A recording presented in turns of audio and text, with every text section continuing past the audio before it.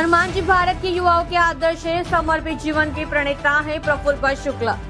नवसारी जिले के खेरगाम गांव के जगदम्बा धाम में आज कथावाचक प्रफुल्ल भाई शुक्ला की उपस्थिति में हनुमान प्रागट्य उत्सव मनाया गया।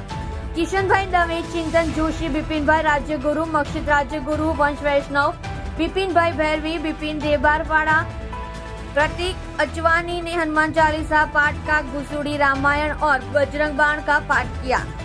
108 पत्तों और 11 फूलों का प्रसाद भी दिया गया। प्रफुल्ल भाई शुक्ला ने आशीर्वाद देते हुए कहा कि भारत के युवाओं के आदर्श समर्पित जीवन के गुरु हनुमान जी है।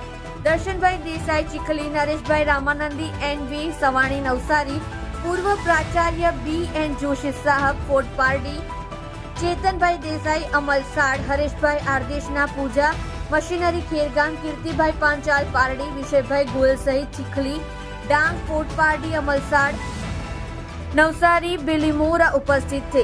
नरेश भाई रामानंदी, BN जोशी, दर्शन भाई देसाई, NV सवानी ने मंगलाचरण किया। अंत में विदो होमी और आरती उतारकर इस पुण्य कर्म को हनुमान जी के चरणों में अर्पित कर दिया गया।